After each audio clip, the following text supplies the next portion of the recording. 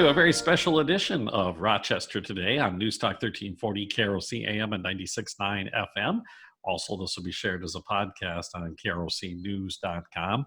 We are having a Townsquare Media Business Roundtable today, and we're bringing in some of our successful local business people to talk about how they are responding to the coronavirus pandemic, the impact on their businesses, and I guess maybe how they're adapting to it became a very rapidly changing business world out there over the last 3 weeks.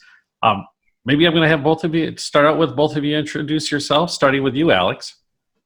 Well, my name is Alex Ball, and I am the marketing director at All Craft Exteriors. We're a home exterior improvement company. We do roofs, siding, windows, gutters. Yeah, and it's definitely been interesting. A whole new world. A whole new world indeed. And a lot of folks from News Talk 1340 KROC AM and 96.9 FM very familiar with Robin Gwaltney, Gwaltney Group Remax Results. Robin, but maybe introduce yourself even further.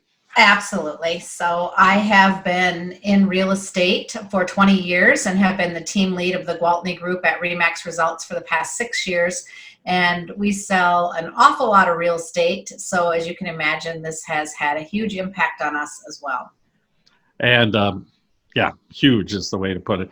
Consumer behaviors have had to change dramatically in just the past 3 weeks as we're staying at home and social distancing. Maybe to start out with, Robin, how has that changed the way that you market your business? Well, luckily we were all already pretty proactive as far as online marketing, and we do, of course, the radio show each week, and we have television ads. So I feel like with people being held up in their homes, there's a lot more TV being watched, a lot more radio being listened to, and people are definitely spending a lot of time online. So I feel like we were already one step ahead of the game. We didn't have to make a lot of changes that way. Alex? I would agree. Our marketing campaign is already in fairly full swing. We do a strong presence on radio, and especially here in town. And I think as a general rule of thumb, when you have an economic downturn or an emergency like this,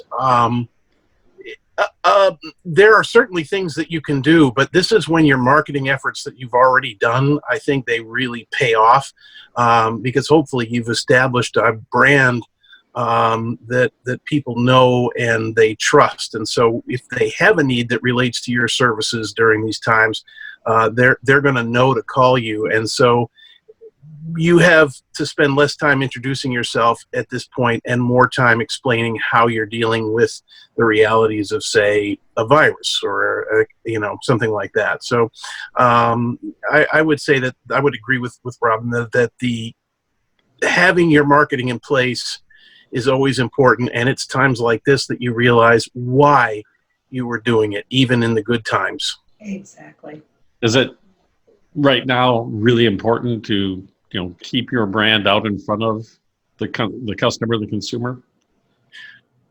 Oh, absolutely. I imagine it's important all of the time, but go ahead, Robin. I'm sorry. Well, I think actually, to Alex's point, I remember back in 2008 and 2009 when the market, went through so much. And I feel at those times when people have to really be careful about their spending and their money, they definitely want to pair up with the experts. So they don't want, they want to be super responsible when they're making choices about who they're going to work with.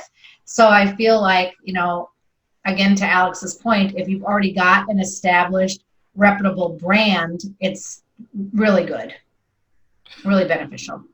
I'm going to start with you, Alex. Has the consumer experience changed for you and your company? Have you changed the way you interact with your customers since the COVID pandemic began? We have, to a degree, for sure. We are more than ever trying to stay open, keep open lines of communications with our customers so that we can like we explain to them, we try to explain to them, like we put a site up on a page up on our website that explains the measures that we're taking to keep our crews safe and our customers safe. Some social media posting as well in that area. And then that translates, once you've got that message out, our sales representatives, when they call, are also emphasizing not only the steps that we take, but they are also doing sort of a pre-appointment interview, if you will, explaining what steps we've taken to be safe, but also asking the customers what steps they're taking to be safe. Have they traveled recently? Does anybody have a fever or symptomatic? And if so, then we will suggest that it would be beneficial for everybody to, postpone that appointment until such time as we can, all be safe. Another thing that we've done is we emphasize more, we can take measurements from outside your house. We don't necessarily have to come in. Obviously, because we're fortunately an exterior home improvement company, most of the work we do is on the exterior of the home, so we don't have to come in for the most part. But on the rare occasion that we do, we explain to the customers, and we, of course, make sure we're doing this, take care to stay clean and to keep the contamination low by washing hands, sterilizing trucks, and wearing masks and hoodies and the whole sort of all that stuff. A lot of communication. A lot of communication, I think, is the key. Yeah. And Robin, you and I have chatted through our Saturday morning show about a lot of the steps that you've taken in your business, Gwaltney Group. But this is another audience. Maybe you want to talk about the way your interaction with your customers has changed. Well, I think what's been really important is we will deliver service at whatever level the customer is comfortable. So I've had customers say, are you comfortable taking me out to show me this house in person? And the answer is yes, I'm 100% comfortable and doing exactly what Alex said, following all the procedures, making sure I have my mask on now that that's been made a recommendation. I like to follow the rules, play along, right? So I wear my mask. I always have my hand sanitizer in the car. I have my disinfectant wipes with me. So when we're inside a house, if I'm going to be turning on any light switches or opening any door handles, I do it with the disinfectant wipe so that I'm keeping the consumer's home safe and me safe. And I ask my buyers, just put your hands in your pockets and keep them there and don't touch anything. Just look with your eyes. And it works out really quite well. And I tell the customers it's not a time to bring along the in-laws or the children or anybody extra. Just the people who are going to be making the decision on purchasing the house is all that's necessary. We're also a large group and we spend a lot of time training new agents, and unfortunately it's not a good time to drag extra agents along either. So we're just being, super conscious about the way we're doing that. And there's other customers that say, is there any way you could go to the home and just, FaceTime with me or give me a virtual tour? And guess what? We're happy to do that as well. So again, we're going to do whatever makes the customer most comfortable. That kind of leads to my next question. You mentioned some of the technology, the virtual tour. Alex, has the new technology available today, have you put that to use in your business as this COVID pandemic emergency continues? We've done it to a degree internally. We haven't done it much with customers yet, but as they begin to ask for it, we are definitely prepared to begin taking those steps. What we're doing right now is an excellent example. There's no reason why you can't use a tool like Zoom to interview someone who may be symptomatic, and you can share your screen with them and all that sort of thing. So, there are definitely ways for us to work with our customers inside of their comfort zone using this new technology. We've all had to adapt really fast. I belong to a business networking group, and we meet every Thursday morning without fail. And of course, for the past few weeks, we haven't been able to do that. We all got to be Zoom experts really quickly. And believe it or not, there are about 28 of us that attend the same time every Thursday morning at 7 o'clock, just like we would normally do. This time we're all on Zoom. So tomorrow morning at 7 o'clock, I'll be on Zoom with 28 other business people, and we'll be having a network, passing referrals, that sort of thing. It is pretty amazing, the new technology, and I certainly think it can be transferred to customer use as well. It's clear that you should have had a class with me before we tried to do this. We had some challenges setting this up. Robin, fortunately, I haven't had to host yet, so that hosting is a whole different kettle of fish than just showing up. So, well, I'm still a novice. Let's put it that way. Robin, how about you? The technology, you kind of mentioned virtual tours. What's that all about?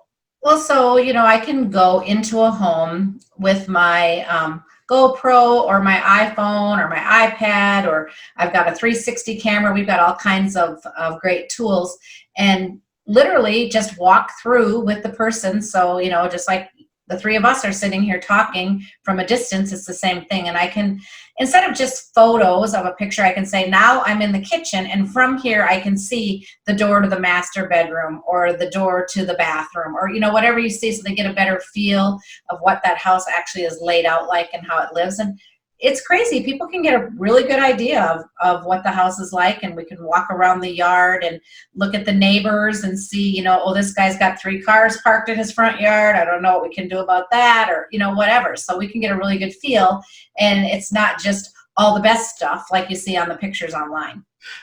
Does the technology come into play when the transaction nears its ending stages? Yeah, and again, on closing. Yeah, and again, we've been doing that for a while, just out of convenience. We've been using AuthentiSign or DocuSign, so we don't have to sit in somebody's living room to sign that listing contract. So if I've interviewed with you, whether it be just like this, you showing me your house on the camera, or I've been to your house and now you decide you want to list with me, it's really easy for me just to fill out that listing contract, email it to you, have you electronically sign it and send it back.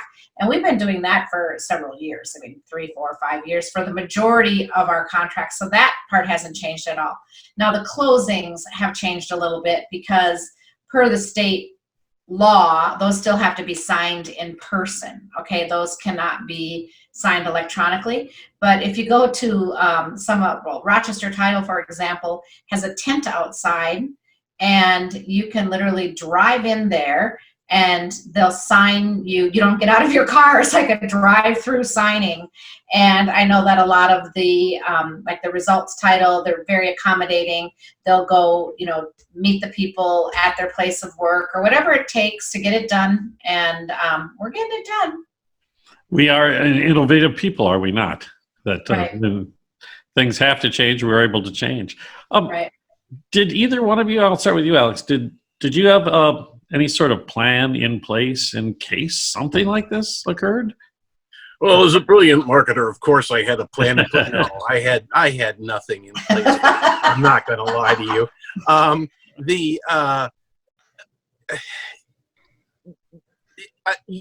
It's hard to prepare for things. I mean, we have been on top of an economic boom now that has lasted since 2009 or whatever, whenever it started. And it just kept getting bigger and bigger and bigger over the last 10 or so years. And that what goes up must come down.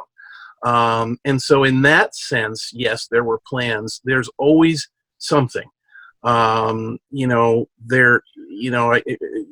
If you think back 20 years ago to 9/11, or almost 20 years ago, we were just coming out, as I recall, from the dot-com crash of 98. And so you're riding high, and then all of a sudden, literally in that case, out of the blue, something happens and knocks you off your stride. So nothing lasts forever, not bad things and not good things. So I think you always have to have some kind of contingency in place for this. You always have to have a worst case scenario. So I guess to that extent, yes, I was thinking about what we would do when the economy, but did I see a pandemic coming? No, absolutely not. I had no plan for like that kind of an emergency.